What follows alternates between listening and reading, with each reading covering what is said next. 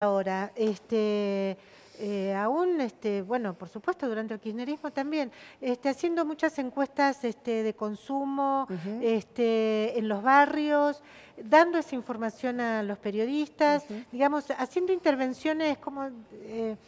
bueno, sobre todo en esos momentos en que el INDEC no era creíble, Claro. dando una gran, o sea, haciendo intervenciones hasta estadísticas, la verdad.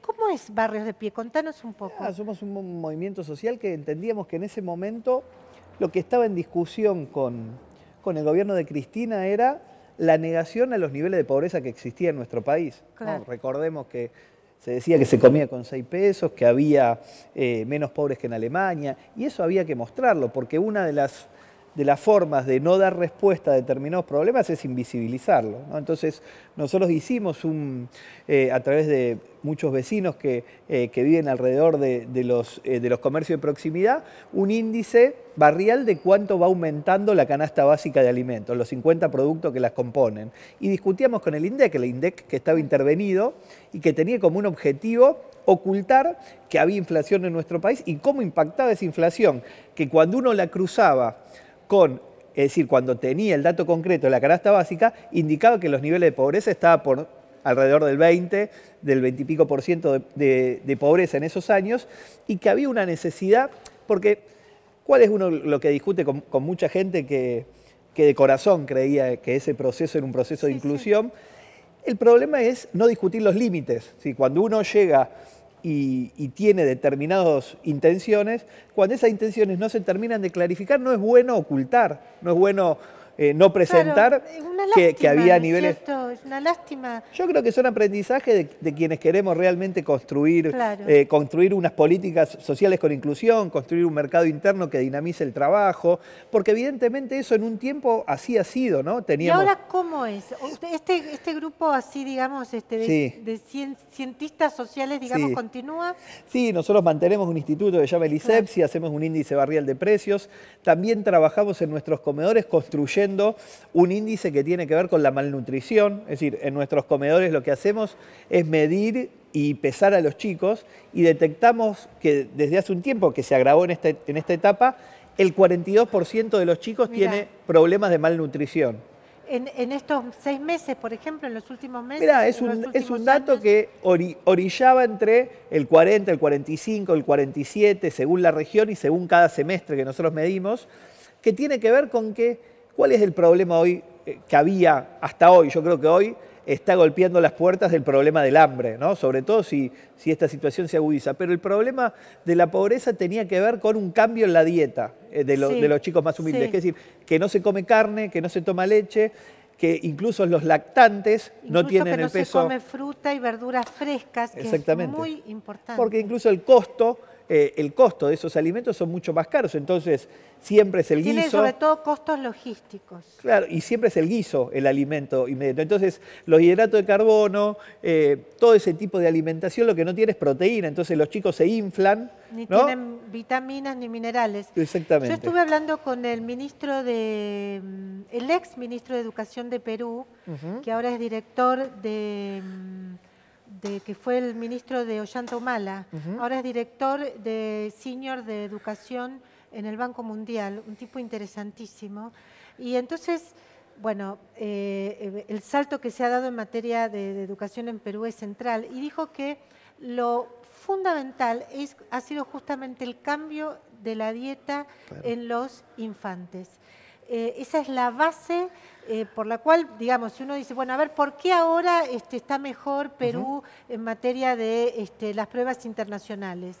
Bueno, razón fundamental es el cambio de la dieta en la primera infancia. Me parece que hay dos elementos ahí para agregar. Por un lado, lo que señala Facundo Manes, ¿no? La importancia de que el cerebro se desarrolle, y el cerebro se desarrolla con nutrientes, y sobre todo en los primeros años. Entonces, nosotros estamos con este problema estructural que tenemos hipotecando el futuro, digamos, ¿no? Con chicos que tienen dificultad para alimentarse.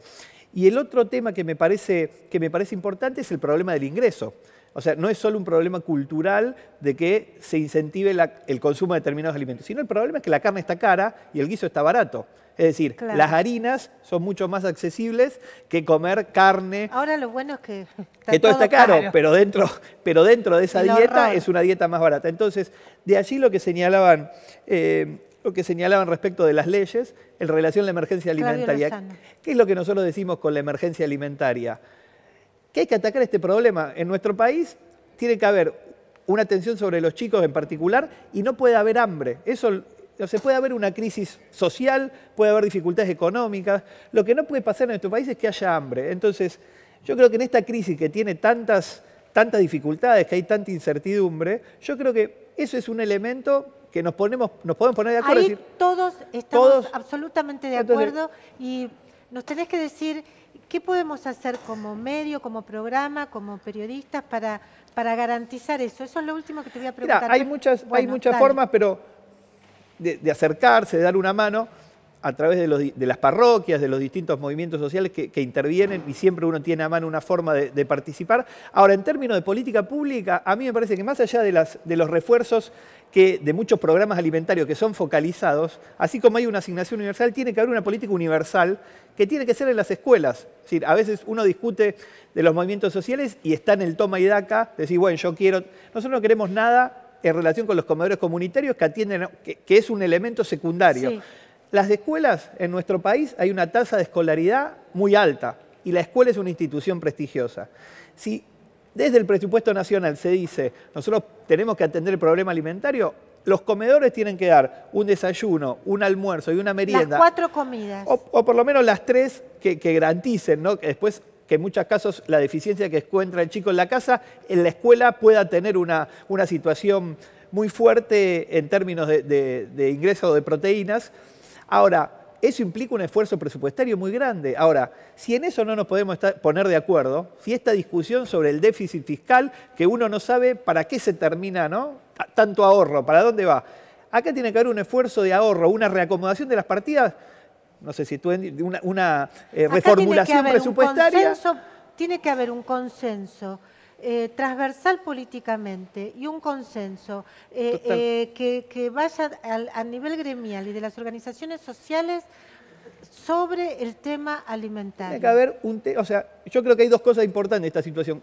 Que no se instale el hambre. Eso me parece que tiene que ser un mensaje muy claro. Nosotros podemos tener problemas, en la Argentina, que produce para 400 millones de personas, el alimento, no puede haber hambre. Y el otro tema que no puede haber es que ponga en riesgo la paz social, esta crisis. Eso me parece que tiene que ser un mensaje claro también. Porque hace días se murió un nene de 13 años, ¿no? Y a veces uno ve programas y pareciera como que hay un show alrededor del morbo de los saqueos. Acá nosotros no estamos en esa. Pero uno a veces mira y dice, ¿y qué pasa con los saqueos? Y vienen los saqueos, y están los saqueos, y quién los agita, y la ministra acusando a los kirchneristas. Acá murió un nene de 13 años. Claro. Entonces, tiene que haber una convocatoria de todos para decir, paremos, veamos que la agresividad de estas políticas tiene consecuencias, pero construyamos un consenso sobre que eso no nos puede pasar. O sea, no se puede morir argentinos y argentinas en esta crisis y no se puede instalar el hambre. Me parece que esos 2 elementos son elementos importantes. Social, no violencia y sobre todo, o sea, alimentos seguros, sanos para todos, paz social, no violencia. Nosotros creemos que eso es posible, digamos, es posible. Tiene que haber una reformulación de algunas políticas económicas, claro, sin duda, porque en este camino es muy difícil.